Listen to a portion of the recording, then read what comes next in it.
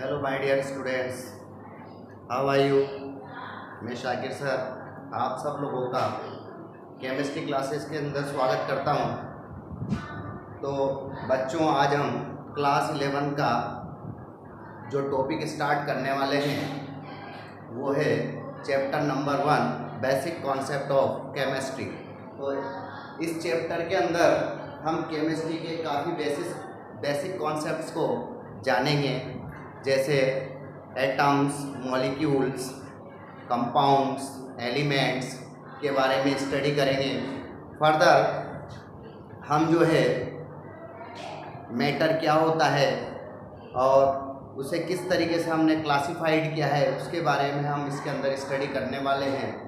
आगे इसी चैप्टर में हम आपको लॉ ऑफ केमिकल कॉम्बिनेशन बताएंगे और इसमें लास्ट फिर हम इसको आपको मॉल कॉन्सेप्ट पढ़ाएंगे और मॉल कॉन्सेप्ट पढ़ाने के बाद हम आपको इसी चैप्टर में लास्ट लिमिटिंग रिएजेंट्स के बारे में बताने वाले हैं। लिमिटिंग रिएजेंट्स को हम किसी भी केमिकल रिएक्शंस के अंदर किस प्रकार अप्लाई करते हैं उसके बारे में हम आपको इस चैप्टर के अंदर बताने वाले हैं। तो हम आज स्टार्ट करने वाले हैं from our basic chapter, that is basic concept of chemistry. तो क्लास 11 के लिए हम subject chemistry chapter number 1 basic concept of chemistry. इस चैप्टर के अंदर हम सबसे पहले स्टडी करेंगे मैटर के बारे में, मैटर और सब्सटेंस।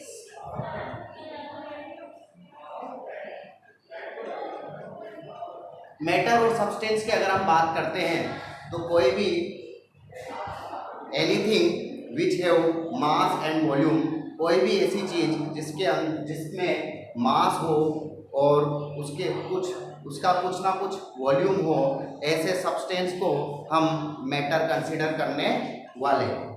तो मास, चाहे उसका मास एक हाथी के मास के बराबर हो सकता है या उसका मास जो एक चूंटी के मास के बराबर हो सकता है।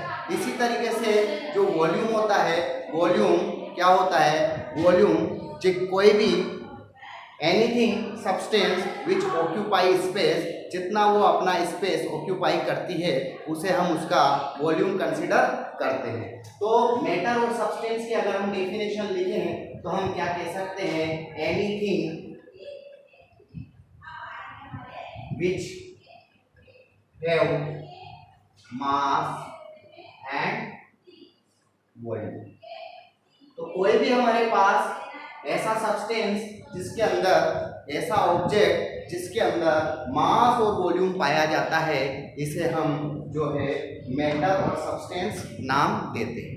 अब ये जनरली जो केमिकल सब्सटेंस की हम केमिस्ट्री की बात करते हैं और केमिस्ट्री में हम केमिकल सब्सटेंस की बात करते हैं, तो केमिकल सब्सटेंस को हमने दो कैटेगरी में डिवाइड किया हुआ है। तो मैटर, केमिकल सब्सटेंस के अकॉर्डिंग हम देखें तो matter are two type, pure matter and impure matter. हम मैटर को दो कैटेगरी में डिवाइड करने वाले हैं, pure matter and impure matter. Impure matter, pure matter में हम स्टडी करते हैं एलिमेंट्स और कंपाउंड्स। एलिमेंट्स और कंपाउंड की स्टडी हम प्योर मैटर में करने वाले हैं और इम्प्योर मैटर के अंदर जो हम स्टडी करते हैं वो स्टडी हम करने वाले हैं mixture.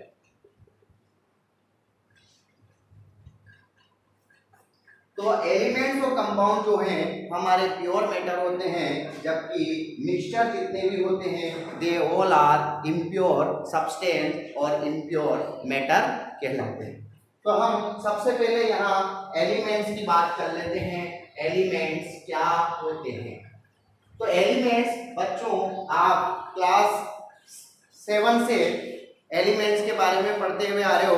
Hydrogen, helium, lithium, beryllium, boron, carbon, nitrogen, oxygen, these are 118 elements are available in nature. तो हम यहाँ एलिमेंट्स की बात करते हैं, डेफिनेशन की बात करते हैं एलिमेंट्स की, तो हम क्या डेफिनेशन दे सकते हैं? तो एलिमेंट जो होता है सेम काइंड पार्टिकल से मिलकर बना होता है, जिन्हें हम एटम्स कहते हैं। तो एटम से जो मिलकर बनता है, सेम काइंड ऑफ एटम से मिलकर बनने वाले मैटर को या सब्सटेंस को हम जो है एलिमेंट नाम देते हैं। ठीक है, तो हम यहाँ कह सकते हैं element is the substance, is the pure substance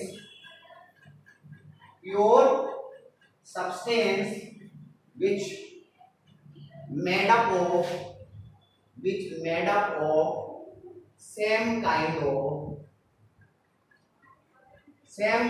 of particles or atoms.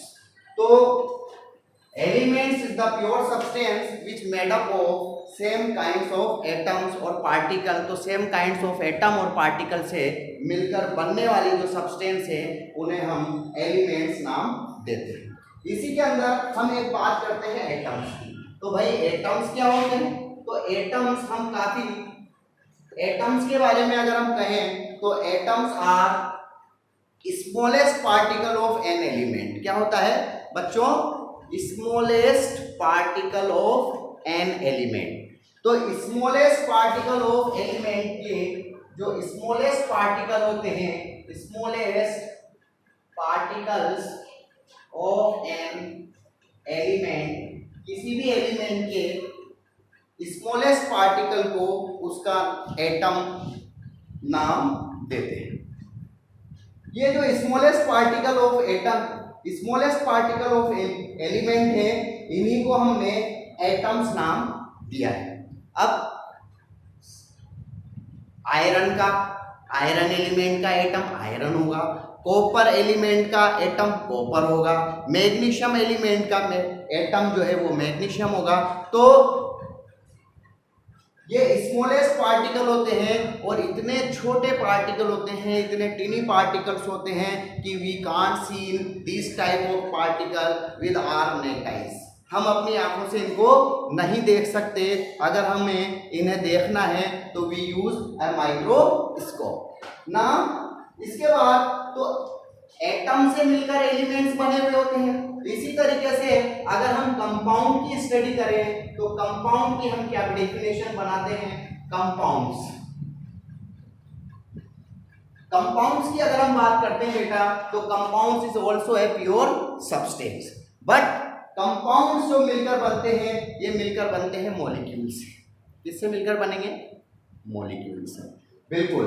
तो हम बात करते हैं compounds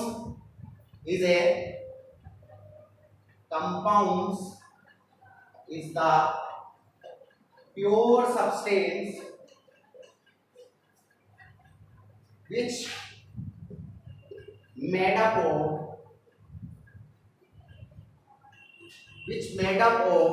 same kind of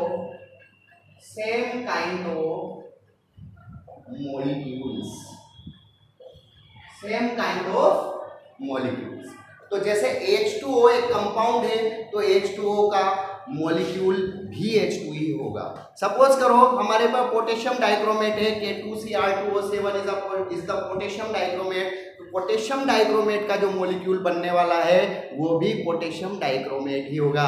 suppose करो हमारे पास पोटेशियम परमैंगनेट है, KMnO4 है, तो पोटेशियम परमैंगनेट का जो मॉलिक्यूल है वो भी पोटेशियम परमैंगनेट जो कंपाउंड है उसका मॉलिक्यूल भी हमारे पास पोटेशियम परमैंगनेट ही होने वाला है। तो दिस इज द कंपाउंड। तो elements of compounds are the pure substance in nature. इसके बाद कंपाउंड्स हमें पता है किससे मिलकर बने हैं, मॉलिक्यूल से मिलकर बने हैं। तो यहीं से हम मॉलिक्यूल की डेफिनेशन बनाते हैं। सर मॉलिक्यूल्स क्या होते हैं, क्या पूछ रहे हैं आप, सर मॉलिक्यूल्स क्या होते हैं। तो मॉलिक्यूल्स की अगर हम डेफिनेशन लिखें तो मॉलिक्यूल्स हम क्या लिखेंगे कि 2 or more atom combined in fix ratio.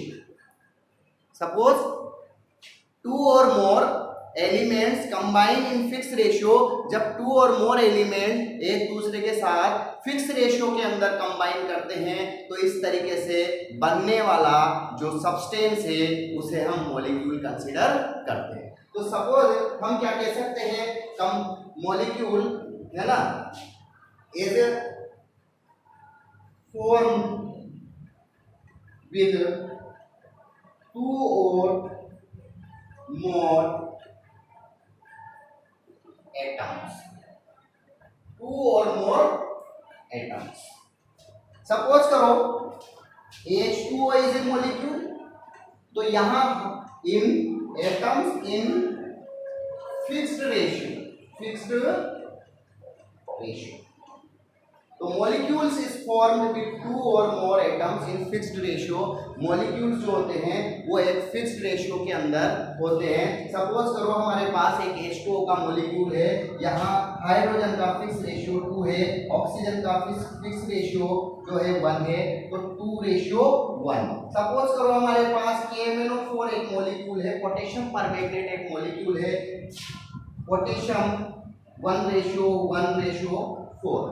इसी तरीके से हमारे पास सपोज करो एक मॉलिक्यूल है NH4Cl अमोनियम क्लोराइड, यहाँ नाइट्रोजन का रेशियो 1, हाइड्रोजन का रेशियो 4, क्लोरीन का रेशियो 1। तो मॉलिक्यूल्स जो होते हैं वो एटम से मिलकर बने हुए होते हैं और एटम एक फिक्स रेशियो के अंदर अपने आप को एडजस्ट करते हैं। तो बच्चों एलिमेंट्स, एटम्स, कंपाउंड्स, मॉलिक्यूल्स, हमें इंडिविजुअल देखने को नहीं मिलने वाले हैं, है ना। Elements is exist in nature in the form of element. इसी तरीके से हम कह सकते हैं molecule exist in nature in the form of compound and elements and compounds are the pure matter in our surrounding. इसी के बाद हम बात करते हैं इम्प्योर मैटर की। इम्प्योर मैटर की अगर हम बात करते हैं, इसका मतलब है यहाँ पर इम्प्योरिटी है, इम्प्योरिटी मौजूद है, तो आप 2 या 2 से ज़्यादा किसी भी प्योर सब्सटेंस को अगर आपस के अंदर कंबाइन कर लेते हो तो जो सैंपल बनने वाला है, जो मैटर बनने वाला है, उसे हम क्या कहेंगे, मिक्सचर नाम देते हैं। तो अब हम बात करते हैं मिक्सचर की।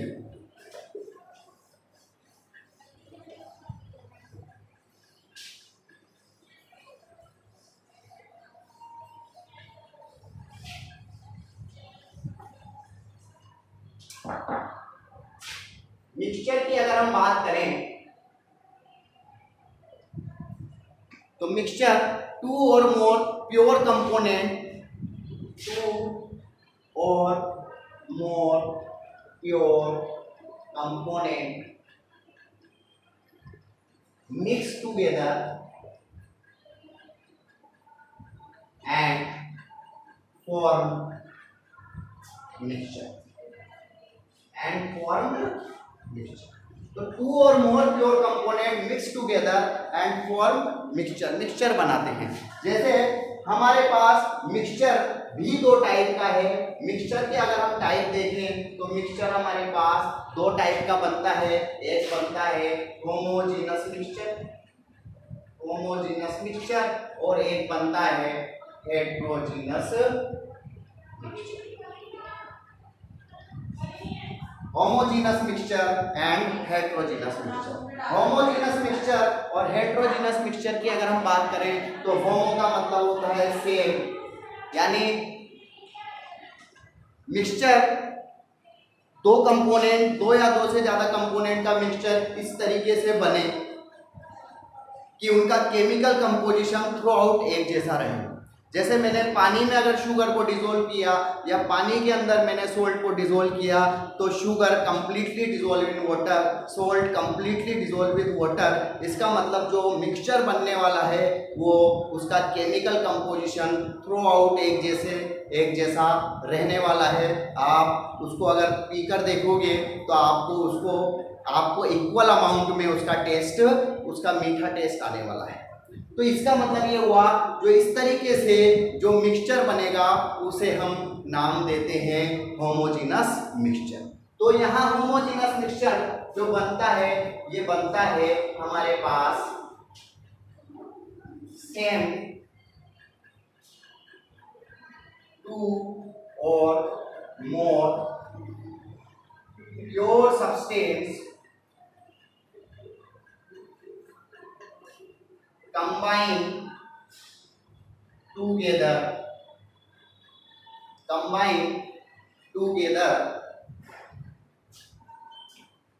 and their chemical composition is throughout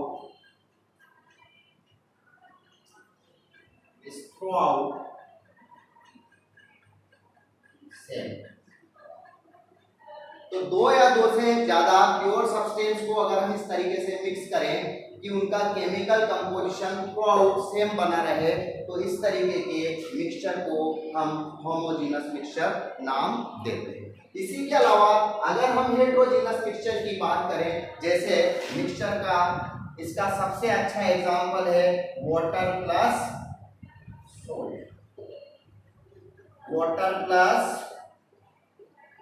sugar. यहां जो बनेगा ये बनेगा सोल्ट सॉल्यूशन और यहां जो बनेगा ये बनेगा शुगर सॉल्यूशन। तो सोल्ट सॉल्यूशन और शुगर सॉल्यूशन जो है is the best example of the homogeneous mixture. चलो हम हेटेरोजीनस मिक्सचर की बात करते हैं। तो हेटेरोजीनस मिक्सचर की अगर हम बात करें तो प्योर सब्सटेंस को इस तरीके से हम मिक्स करेंगे कि केमिकल कंपोजिशन उनका एक जैसा नहीं रहेगा, यानी टू और मोर pure substance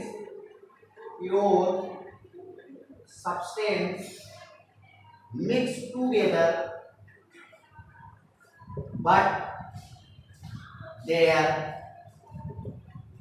but their chemical composition is not throughout same। तो इस तरीके के हम मिक्सचर को हेटेरोजीनस मिक्सचर कंसीडर करेंगे। अगर इसका हमें एग्जांपल देखना है तो वाटर प्लस सोइल तो वाटर सोइल के साथ कंप्लीटली मिक्स नहीं होता है, क्योंकि सोइल जो है at the time of water के अंदर घुल जाती है, लेकिन थोड़ी देर बाद सोइल के जो पार्टिकल्स है वो सेटल डाउन होना स्टार्ट कर देते हैं। तो हम यहाँ कह सकते हैं जो वाटर के अंदर जो सोइल मिक्स है तो हम इसको सोइल सॉल्यूशन ना कहकर इसको हम सस्पेंशन नाम देते हैं। क्या नाम देते हैं बच्चों? सस्पेंशन। तो वेरी गुड। तो तो ये जो हमारे पास बना है this is the example of suspension and this is the example of solution. तो सॉल्यूशन और सस्पेंशन में भी आई थिंक आपको डिफरेंशिएट पता लग गया होगा कि क्या डिफरेंस होता है दोनों के बीच में। सॉल्यूशन और सस्पेंशन, सॉल्यूशन के जो पार्टिकल्स होते हैं they can't settle down any time, but suspension के जो पार्टिकल्स होते हैं, जो सोल्यूट पार्टिकल ऑफ सब्सटेंस जो सोल्यूट पार्टिकल ऑफ सस्पेंशन होते हैं they are settle down after some time. तो इसका मतलब सॉल्यूशन और सस्पेंशन ये हमारा हो गया होमोजीनस और हेटेरोजीनस मिक्सचर, हमने इसके अंदर पढ़ लिया। अब हम इसी चैप्टर में को आगे कंटिन्यू करेंगे।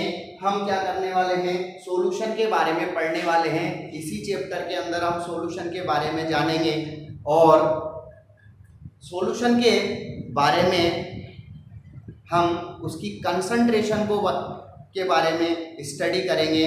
तो सॉल्यूशन क्या होता है और हम सॉल्यूशन की कंसंट्रेशन को किस किस वे के अंदर रिप्रेजेंट कर सकते हैं। जैसे सॉल्यूशन की अगर हम कंसंट्रेशन की, सॉल्यूशन क्या होता है और सॉल्यूशन की कंसंट्रेशन क्या होती है, कंसंट्रेशन टर्म्स क्या होती है ना। तो कंसंट्रेशन सॉल्यूशन, किसी एक सॉल्यूशन की कंसंट्रेशन जो है वो डिफरेंट होती है।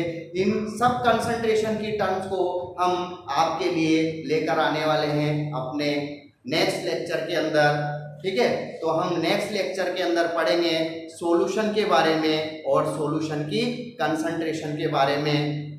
तब तक के लिए मैं आपसे विदा लेता हूँ।